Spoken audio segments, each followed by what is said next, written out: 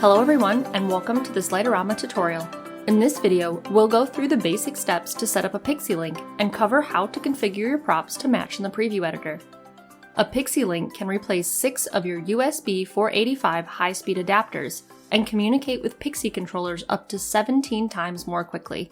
If you're rapidly expanding in pixel quantity and love using memory-intensive motion effects, the PixieLink is a great choice for your display. We'll start with covering the IP address settings for the easiest connection method, connecting the PixieLink's Ethernet port directly to the Ethernet port on your computer.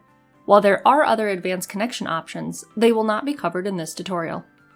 Windows 10 and Windows 11 may vary slightly in how they look, but the concept is the same in both. You'll first need to tell your computer through Windows what IP address it has so it can communicate to your PixieLink, which has a default IP address out of the box of 192.168.1.206. Your computer needs to match for the first 3 numbers, so the setting could be 192.168.1.200 shown on the left. Each PixieLink or Ethernet-based device needs a unique IP address in the same family of addresses as your computer. Additionally, matching the fixed IP mask on the PixieLink to your Windows Subnet mask is an important part of setup. Forgetting to configure these 2 Windows settings are where most problems with a PixieLink occur. The next step is to visit the web page configuration for the PixieLink, which you can access by typing the IP address of the device in the search bar of a web browser. Each port on a PixieLink can be set to a different protocol, such as PixieLink, ELOR, or Serial DMX. The most common is PixieLink 17 due to the significantly higher speed, and can only be used if there are only Pixie controllers on the network. If you have longer Cat5 cable runs, you may need to drop to a lower PixieLink speed to compensate.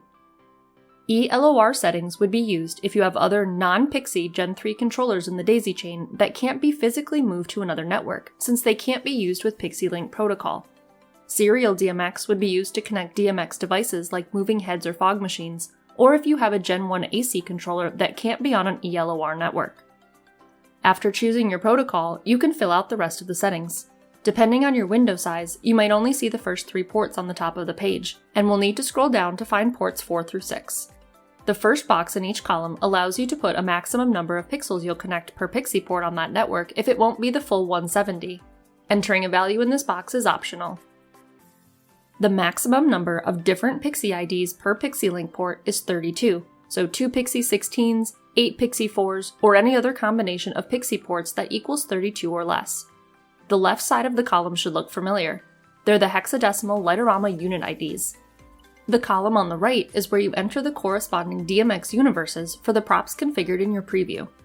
These 32 boxes per column allow the PixieLink to act like a traffic cop and translate DMX Universe prop information from your preview to match the LOR Unit ID dip switches on your physical Pixies. Only the IDs 0, 1 through 20 in hexadecimal will register per network, so you might use the same dip switch settings on up to 6 Pixie controllers in your display if you use all 6 PixieLink ports, even though all of your props in the preview will have unique DMX Universe addresses. This page is the cipher that tells the PixieLink which of the 6 possible Pixies starting at Unit ID 01 you're trying to communicate with, since they'll all have different DMX Universes in your preview. An important note before we continue: don't get DMX Universe preview settings confused with the protocol dropdown for Serial DMX. Although they both have DMX in the name, they're different concepts, and we only want to focus on DMX Universes as addresses when we set up a port using PixieLink 17. Back to the columns.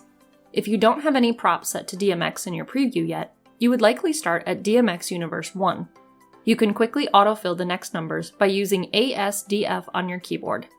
Each plug or port on a physical Pixie is its own unit ID, so they'll each need their own DMX Universe in the preview. In this example, we're planning to add 2 16-strand megatrees, each using a Pixie 16 controller. You'll access the preview editor through the sequencer. We'll set up our 2 example props with easy labels to help us remember how they're configured. The first megatree will be set to RGB, have 16 strands of 100 pixels, start on DMX Universe 1, and autofill through DMX Universe 16. The name of the prop is reminding us that we need to set the dip switches to start at LOR ID 1, since that's what we told the PixieLink to look for in the web page. The second megatree will start on DMX Universe 17 and fill to DMX Universe 32. with the custom prop name reminding us to set the dip switches to start at LOR Unit ID 11.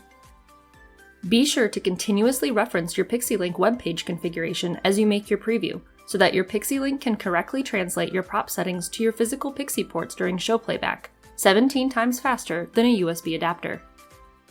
The last puzzle piece for basic setup with a PixieLink is to add the device into the Networks tab of the Light-O-Rama control panel. Click Add and then choose an E131 SACN controller. Here you can set the range of universes used by your PixieLink in total, which in this case is 1 through 32. You can name your port to anything you like, but be sure to choose the same IP address as the PixieLink, which in our case is 192.168.1.206. If you split or skip universes throughout your ports and have controllers connected through other methods, you will need to add more than one PixieLink as a device. If you want to do any testing through the control panel outside of using a sequence, you can use the Test Lights tab of the control panel and view the status page of the PixieLink configuration. And that's all for this tutorial. Don't forget to like and subscribe so that you never miss a notification about new videos.